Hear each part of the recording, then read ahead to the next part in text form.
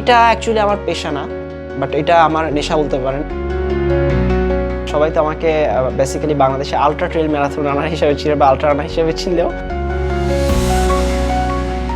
Next জেনারেশনকে স্পোর্টসের প্রতি oriented করা, not in TikTok, not in social media, not in content creator.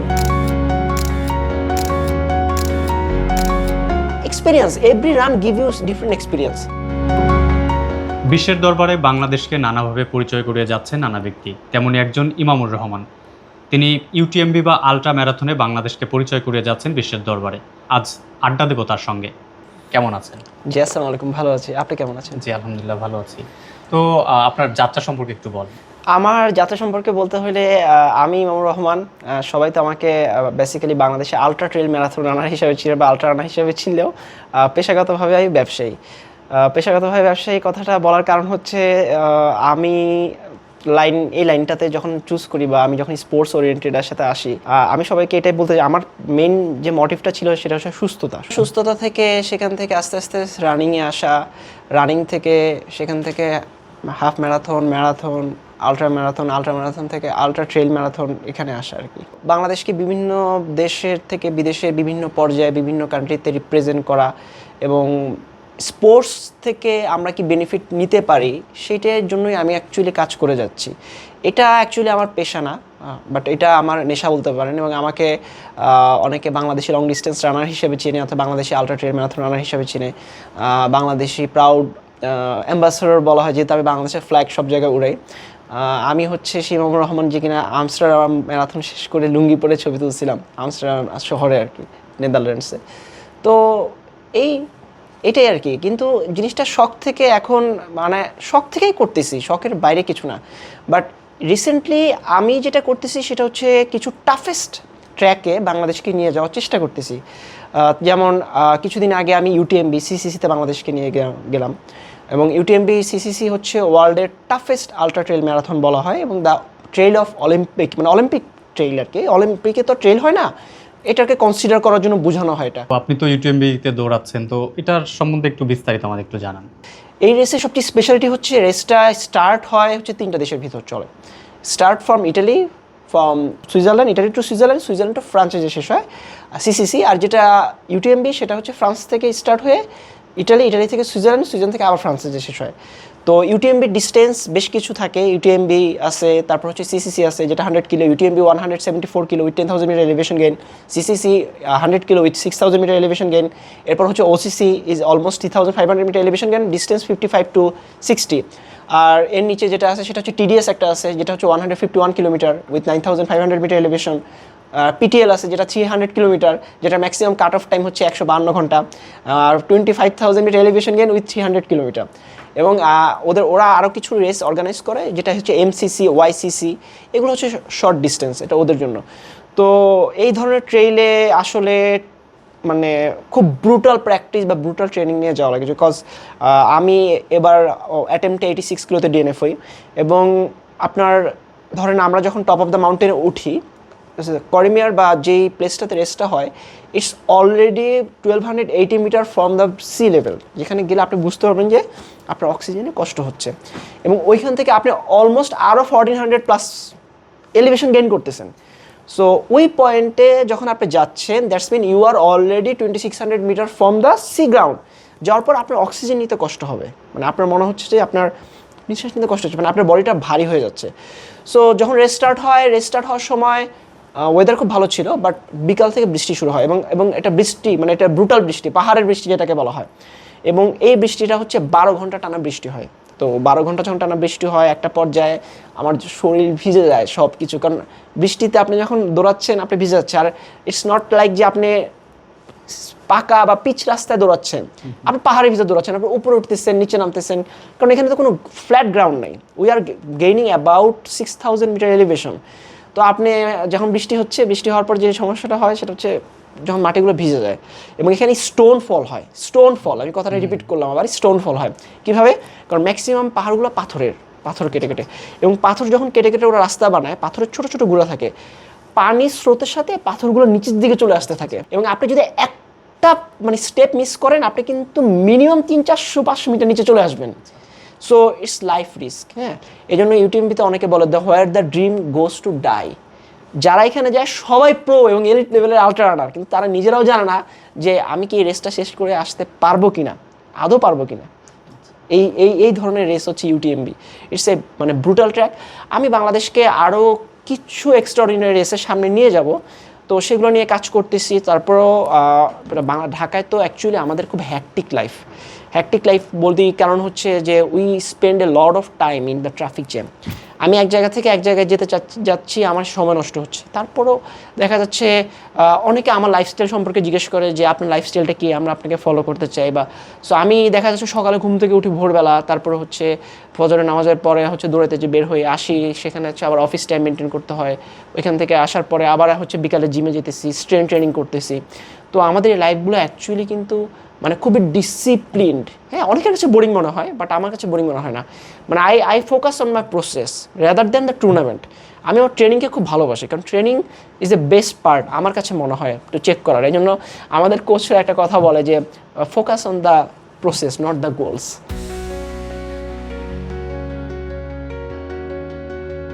ইউটিএমবি একটা মানে যদি বলি বোঝানোর জন্য, এটা একটা organisation. They arrange almost 50 tournaments all over the world. এবং ফাইনাল যেটা হচ্ছে ফাইনাল সব কিছুর, যেটা আমি অ্যাটেন্ড করে আসলাম লাস্ট মান্থের, এই ফাইনালটা হয় প্রতি বছর 25 থেকে 29 আগস্টের ভিতর, এই টাইমটাতে হয়। এবং এটাকে আমি করি হচ্ছে এই জন্য ইউটিএমবি হচ্ছে ওয়ার্ল্ডের সবচেয়ে টাফেস্ট ট্রেল ওরা বলে আর কি। এর উপরও ট্রেল আছে, যেমন বার্কলে ম্যারাথন আছে, যেখানে খুব কম মানুষজন সিলেক্ট হয়। That is different kind of game. তো আরও অনেকগুলো লাগে, যেমন লাডভিল 100 আছে। ইউটিএমবি মনব্ল্যাকের শুধু ম্যারাথনও হয়, ওদের কিছু ম্যারাথন আছে, তো সেটা হয়।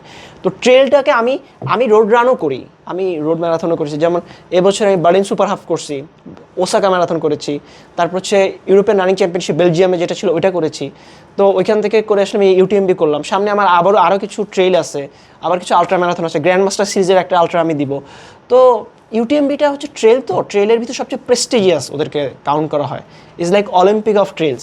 তো আমি ইউটিএমবি চেষ্টা করি যে ওদের ইভেন্টগুলো কভার করার, এবং আমার কাছে ভালো লাগে, ট্রেলে ভালো লাগে। ট্রেলে আপনি নেচার দেখতে পারবেন, আপনি খালি পায়ে যদি আপনি ঘাসের ভিতর দৌড়ান, আপনার একটা অন্যরকম ফিল আসে না।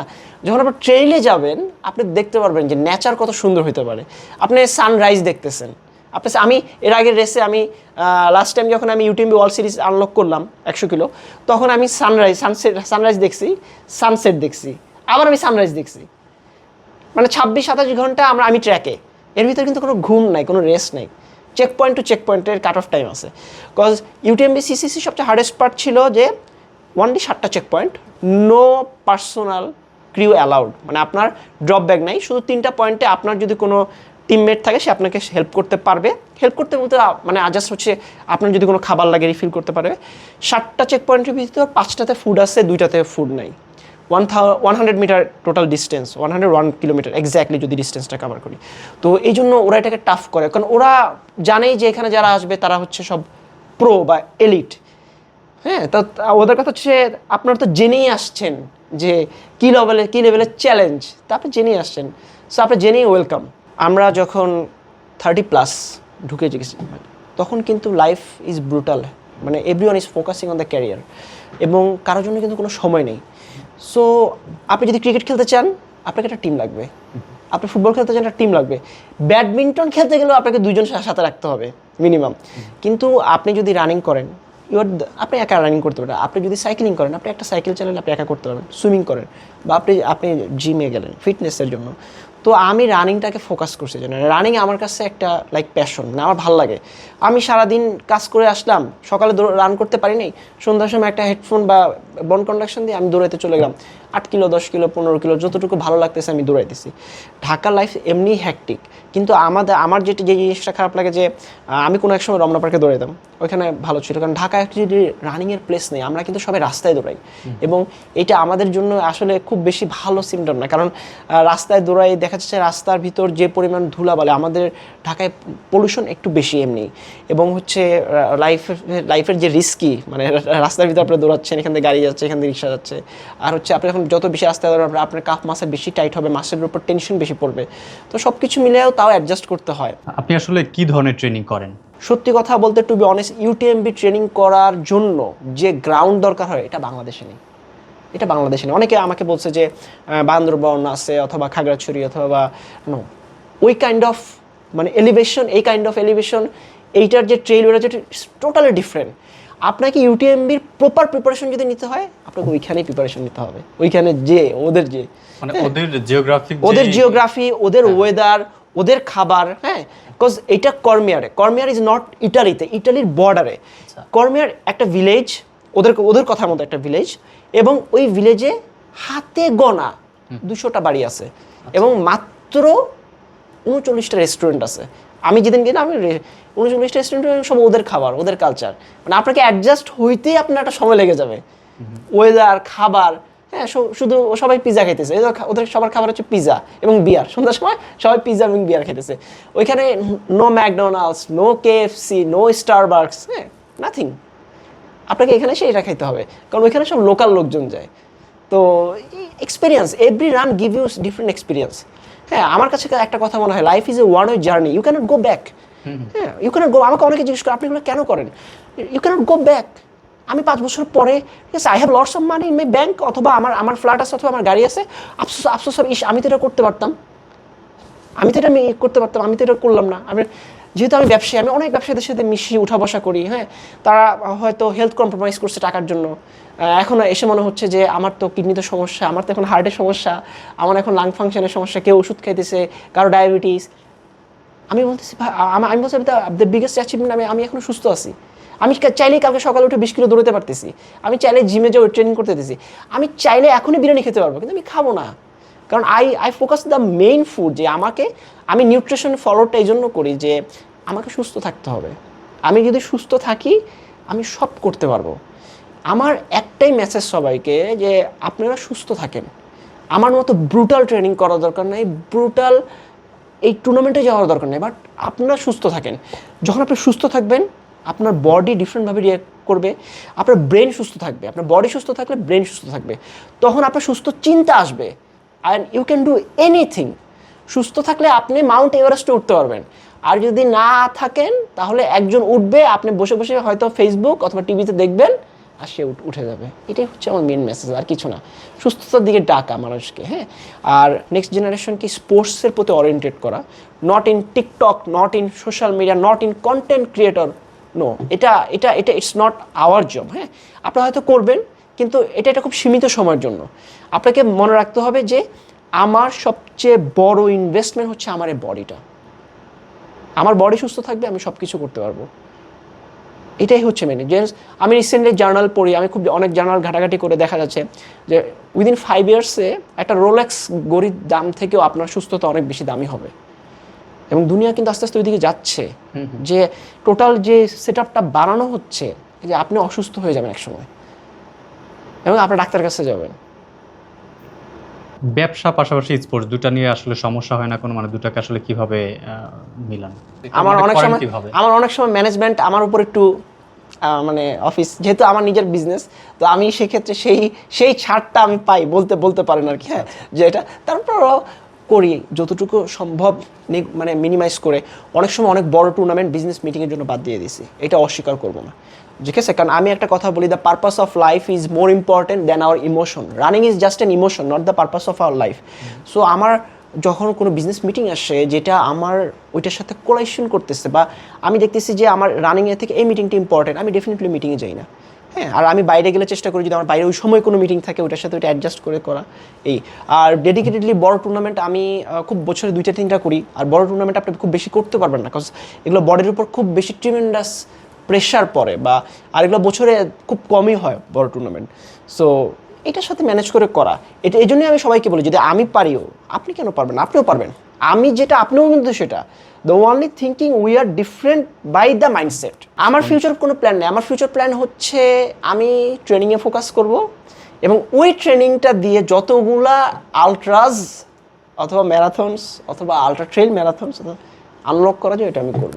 আমি কখনো ট্রেনিংকে আগে আমি টার্গেট করি, নট টুর্নামেন্টস। অনেকে আছে টুর্নামেন্ট টার্গেট করে ওইভাবে ট্রেনিং করে, আমি ওইভাবে করি না। আমি আগে ট্রেনিং দেখি, ট্রেনিং দেওয়ার পর আমার কোচ প্যারামিটার সেট করে যে হ্যাঁ আমরা এখন এই টুর্নামেন্টটা আমরা করতে পারবো, এটা করি। আলট্রা ট্রেলে অনেকগুলো ইভেন্ট আমি বাংলাদেশকে প্রথম নিয়ে গেছি, হ্যাঁ। I am the first Bangladeshi যে কিনা 100 কিলো আলট্রা ট্রেল ম্যারাথন আনলক করছি। তারপর হচ্ছে UTMB CCC I am the first Bangladeshi যে পার্টিসিপেট করেছি। এরকম আরও কিছু আছে, ফুকেট 100K, ট্রান্স 75, তারপর হচ্ছে ভিয়েতনাম 70K, মানে এরকম অনেকগুলো টুর্নামেন্ট আছে যেটা করছি। বাংলাদেশ থেকে এখন যাচ্ছে, কিন্তু বাংলাদেশ থেকে শুধু নট অনলি আলট্রা ট্রেল ম্যারাথনে, ধরেন আলট্রা ম্যারাথনে যাচ্ছে, তারপর হচ্ছে আয়রনম্যানে যাচ্ছে, তারপর হচ্ছে ওশান ম্যান লাইক সুইমিংয়ে এরও যাচ্ছে, বাট এটা খুবই কম পরিসরে। মানে আমি চাই যে আরও অনেক যাবে। আমার কাছে যেটা মনে হয় এখানে সবচেয়ে বড় যে ভূমিকাটা পালন করে সেটা হচ্ছে আমাদেরকে আগে জানতে হবে স্পোর্টসগুলো কোথায় কোথায় হয়। নাম্বার 2 হচ্ছে এটার প্রতি যে ইন্টারেস্টেড থাকা সেটা করতে হবে। 3 নম্বর জিনিস হচ্ছে এই ধরনের টুর্নামেন্ট অনেক ব্যয়বহুল, খুব এক্সপেন্সিভ। ঠিক আছে, you are going to Europe for run a ultra trail marathon is not a মানে স্মল কস্ট, এগুলো অনেক কস্ট।